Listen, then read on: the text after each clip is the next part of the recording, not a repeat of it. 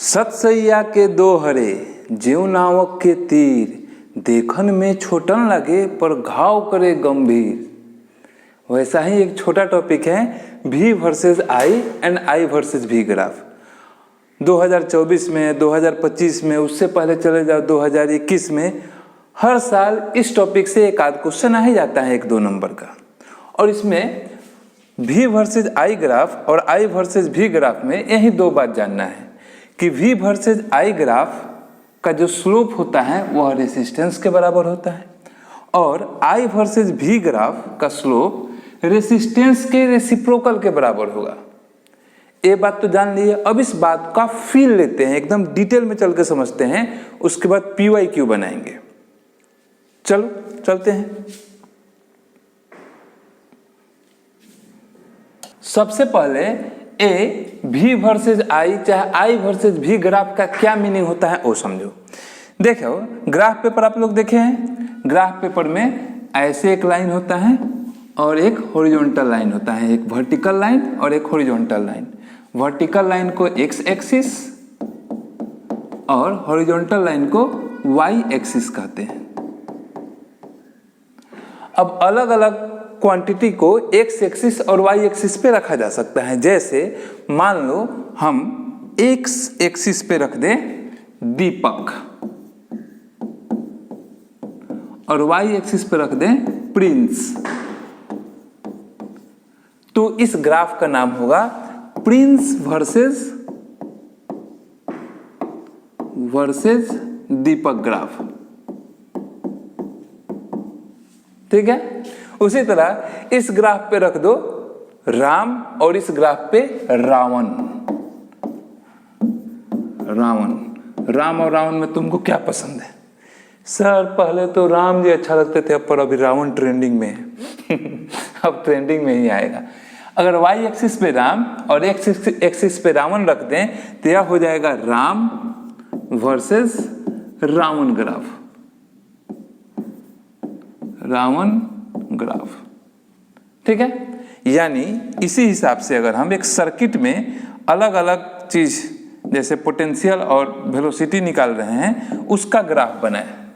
जैसे हम एक सर्किट बनाए हैं और सर्किट बना के उसमें पोटेंशियल डिफरेंस और करंट नोट करके रखे हैं कि पोटेंशियल डिफरेंस 2 वोल्ट तो current 10 ampere, potential difference 4 volt current 20 ampere, 6 volt 30 ampere, 8 volt 40 ampere. ऐसा हम डेटा नोट करके रखे हैं। ग्राफ पेपर लिए y एक्सिस पे हमने लिख दिया पोटेंशियल डिफरेंस यानी V को और x एक्सिस पे लिख दिया करंट यानी I को। तो यह ग्राफ बन गया V/I graph.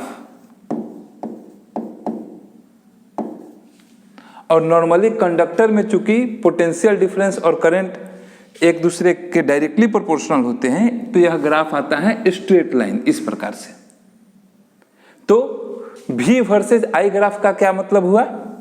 V versus I graph का मतलब हुआ x एक्सिस पे करंट I एम्पेयर में और y एक्सिस पे पोटेंशियल डिफरेंस वोल्ट में। और यह जो ग्राफ बनेगा जिसमें y एक्सिस पे पोटेंशियल डिफरेंस और x एक्सिस पे करंट, उसको हम लोग कहेंगे, क्या कहेंगे? उसको हम लोग कहेंगे V/I ग्राफ। यह जो लाइन है इस लाइन को ही हम लोग ग्राफ कहते हैं। यह लिपापोती कर दिए, चलिए इसको हटा देते हैं।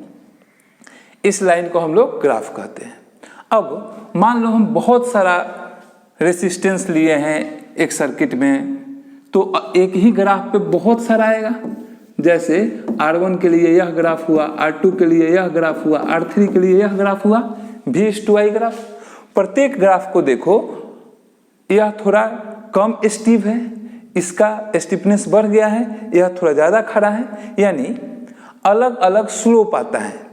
जैसे ऊंचाई हम लोग चढ़ते हैं ना, जैसे बांध पे चढ़ना होता है तो किसी बांध पे चढ़ने के लिए इसे रास्ता बनाया गया रहता है, वो एकदम खड़ा होता है ऐसे एकदम, और किसी में एकदम ऐसे धीरे धीरे चढ़ना होता है। तो जो एकदम खड़ा होता है उसको हम लोग कहते हैं स्टीव ग्राफ, स्टीव लाइन, बहुत खड़ा है, मतलब उसका यह वाला एंगल ज्यादा है। तो V वर्सेज I ग्राफ में याद रखना है, ग्राफ का जितना स्टीव होगा, जितना ज्यादा खड़ा होगा, यानी उसका स्लोप जितना अधिक होगा, रेसिस्टेंस उतना ही ज्यादा होगा। यानी V वर्सेज I ग्राफ में, V/I ग्राफ में स्लोप अधिक, स्लोप ज्यादा, जिसका उसका रेसिस्टेंस भी ज्यादा। तो यह बात एकदम दिमाग में बैठा लो। लेकिन किसके साथ? V वर्सेज I ग्राफ में। I वर्सेज V ग्राफ में इसका उल्टा होता है। V वर्सेज I ग्राफ में ग्राफ जितना ज्यादा खड़ा होगा उसका रेसिस्टेंस उतना ही ज्यादा होगा। यानी अगर ग्राफ ऐसे हो जाए, यानी 90 डिग्री का स्लोप हो जाए तो रेसिस्टेंस इन्फिनिटी होगा, और ग्राफ एकदम ऐसे सो जाए तो रेसिस्टेंस 0। जानते हो सुपर कंडक्टर का नाम सुने हो? कभी नेट पे सर्च करना, उसका रेसिस्टेंस एकदम ऐसे आता है एक्स एक्सिस के पैरेलल, यानी उसमें रेसिस्टेंस होता है 0। ठीक है, तो इससे रिलेटेड एक क्वेश्चन बनाना है। तुम लोग के स्क्रीन पे भी क्वेश्चन आएगा, देखो यह है क्वेश्चन तुम्हारा 2024 में पूछा गया है। क्या याद रखना है? V वर्सेज I ग्राफ में जितना स्लोप ज्यादा, रेसिस्टेंस उतना ही ज्यादा, और उसी का उल्टा I वर्सेज V ग्राफ में जो जितना ज्यादा खड़ा होगा उसका रेसिस्टेंस उतना ही कम होगा।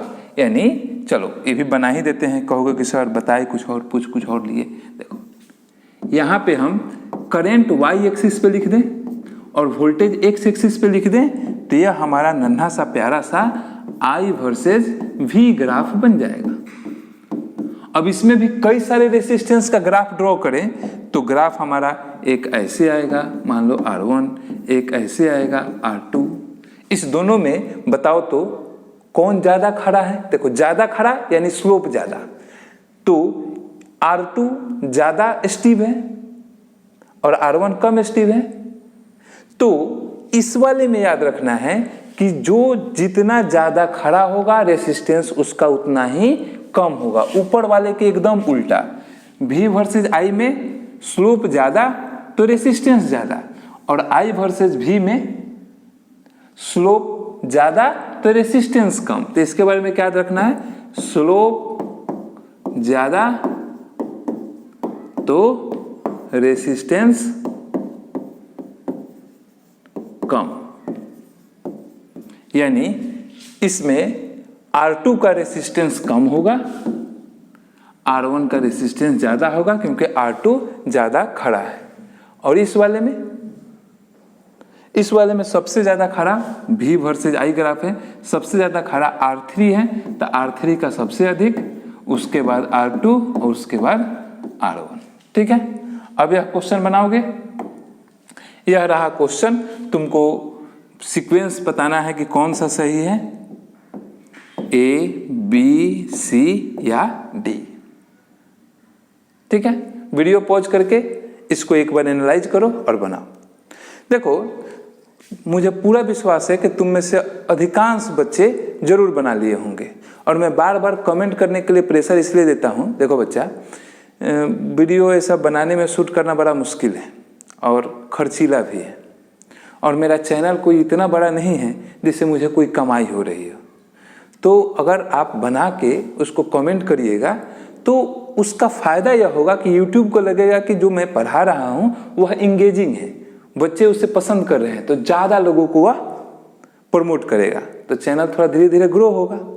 चैनल ग्रो होगा तो मेरा भी मोटिवेशन बढ़ेगा। तो हम तो मतलब समझो शपथ लिए हैं कि 10 में जो भी मेरे बैच में पढ़ रहे हैं बच्चे और इनके साथ जो बच्चे पढ़ रहे हैं उनको कहीं से क्रैश कोर्स नहीं करना होगा। साइंस और मैथमेटिक्स में वो हम कराएंगे और गारंटी देते हैं, कहीं से बिना कोई क्रैश कोर्स नोट्स फलाना ढिमकाना किए हुए इन विषयों में 90+ नंबर आएगा। काफ़ी मेहनत किए हैं, लेकिन आप लोग का भी थोड़ा सहयोग होना चाहिए। हम ये नहीं कर रहे हैं कि तुम मेरा तारीफ करो, इन सब चीज़ों को कमेंट करोगे तो इंगेजमेंट बढ़ेगा, तो चैनल ग्रो होगा, तो हम भी मोटिवेट हो जाएंगे। जैसे तुम लोग को मोटिवेट करते रहते हैं, मोटिवेट होंगे तो और ज़्यादा मेहनत करेंगे। तो आप लोग इसको देखिए और इसको बनाइए, ठीक है। चलिए, जो लोग जवाब दे दिए हैं अच्छी बात है, जो लोग नहीं दिए हैं उनके लिए मैं यहाँ पे बना दे रहा हूँ। देखिए, सबसे पहले ऐसे ग्राफ वाले सवाल में पहचानना होता है कि यह कैसा ग्राफ है, V वर्सेज I है कि I वर्सेज V है। तो यह ग्राफ है हमारा I versus V graph. I versus V graph में स्लोप ज़्यादा तो रेसिस्टेंस कम, लाइन जितना ज़्यादा खड़ा रेसिस्टेंस उतना ही कम। तो यहाँ पे लाइन सबसे ज़्यादा खड़ा है R1, तो इसका रेसिस्टेंस सबसे कम, उससे के बाद R2, भागो तुम, R2 तक। मच्छर, एक मच्छर आदमी का चौक मिटा देता है। R2 और उसके बाद R3, यानी हमारा ऑप्शन सबसे छोटा R1 वाला C सही जवाब होगा, ठीक है। अब दूसरा क्वेश्चन आपके स्क्रीन पे दिखेगा, देखिए, वह मैं यहाँ पे बोर्ड पे लिखा हूं। यह 2025 में पूछा गया क्वेश्चन है CBSE में। क्वेश्चन कहता है कि A और B दो रेसिस्टेंस है जिनका लेंथ और क्रॉस सेक्शन एरिया सेम है, क्रॉस सेक्शन एरिया और लेंथ सेम है। अब आप इन दोनों को देख के बताइए कि किसका रेसिस्टिविटी ज्यादा होगा। ध्यान देना, रेसिस्टेंस नहीं कहा है, कहा है रेसिस्टिविटी। रेसिस्टिविटी किसका अधिक होगा, A का कि B का। तो अधिकांश लोग जानते होंगे, फिर भी मैं एक छोटा सा रिकैप कर देता हूं। किसी भी वायर का, कंडक्टर का रेसिस्टेंस 3 चीजों पे डिपेंड करता है। पहला है तार की लंबाई, तार जितना ज्यादा लंबा रेसिस्टेंस उतना ही ज्यादा। इसलिए देखते हो कि जो इलेक्ट्रीशियन है वो छोटा से छोटा तार, जितना मिनिमम डिस्टेंस हो सके वह लेना चाहते हैं। या फिर मोबाइल का चार्जर का जो केबल है वो भी छोटा कंपनी देता है, रेसिस्टेंस कम होगा तो हीट कम उत्पन्न होगा, इसलिए, ठीक है। तो किसी भी कंडक्टर का, तार का रेसिस्टेंस लेंथ के समानुपाती होता है, लेंथ जितना ज्यादा रेसिस्टेंस उतना ही अधिक। उसके अलावा तार के मोटाई का व्युत्क्रमानुपाती होता है, यानी इनवर्सली प्रोपोर्शनल। तार जितना मोटा होगा रेसिस्टेंस उतना ही कम। आगे हम लोग हीटिंग इफेक्ट पढ़ेंगे तो उसमें पढ़ेंगे, जिस तार का रेसिस्टेंस ज्यादा होता है वह जल्दी गर्म होता है।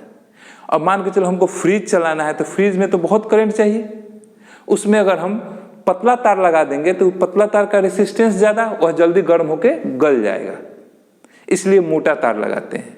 और तीसरा, रेसिस्टेंस डिपेंड करता है किस मटेरियल से बना हुआ है इस पे। जैसे सिल्वर का रेसिस्टेंस सबसे कम होता है, कॉपर का उससे थोड़ा ज्यादा, एल्युमिनियम का उससे थोड़ा ज्यादा रेसिस्टेंस होता है।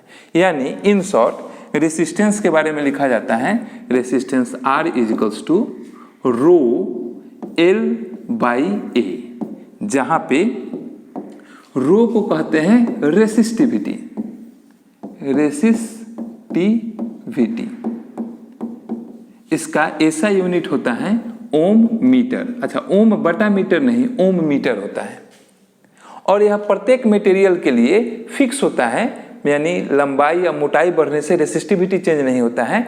गूगल करके देख लीजिएगा, सिल्वर का रेसिस्टिविटी कितना होता है, कॉपर का कितना होता है। बेसिकली यह बताता है यूनिट लेंथ और यूनिट क्रॉस सेक्शन एरिया का कोई कंडक्टर ले तो उसका रेसिस्टेंस कितना होगा। बाकी L मतलब लेंथ ऑफ द वायर और A माने क्रॉस सेक्शन एरिया।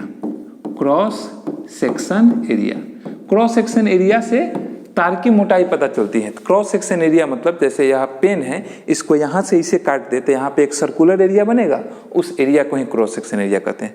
वह एरिया जितना ज्यादा होगा तार उतना ही मोटा होगा। अब दो रेसिस्टेंस हो हमारे पास, R1 और R2, दोनों का लंबाई सेम, तो हम ले लिए LA और इसमें भी ले लिए LA, ठीक है। लेकिन दोनों अलग अलग मटेरियल से बने हुए हैं, तो इसका रेसिस्टिविटी ρ1 और इसका रेसिस्टिविटी ρ2। अब कहता है कि इस ग्राफ को देख के बताइए कि किसका रेसिस्टिविटी ज्यादा होगा। तो सबसे पहले तो देख लेते हैं कि किसका रेसिस्टेंस ज्यादा होगा, तो रेसिस्टिविटी पे आएंगे। तो देखो यहाँ पे पहले ग्राफ को पहचाने कि कौन सा है, तो y एक्सिस पे v और x एक्सिस पे i, तो यह हुआ हमारा v versus i graph, v/i graph. और v/i ग्राफ में क्या पढ़े थे, याद करो, पढ़े थे कि स्लोप जितना ज्यादा रेसिस्टेंस उतना ही ज्यादा, यानी जो ग्राफ है वह जितना खड़ा होगा रेसिस्टेंस उतना ही ज्यादा। यहाँ पे a और b में देखें तो b ज्यादा खड़ा है तो इसका रेसिस्टेंस ज्यादा। अब यहाँ पे R1 और R2 में यहाँ पे हम b ले लें और a ले लें, तो b ज्यादा खड़ा है तो RB ज्यादा खड़ा है, यानी RB बड़ा है,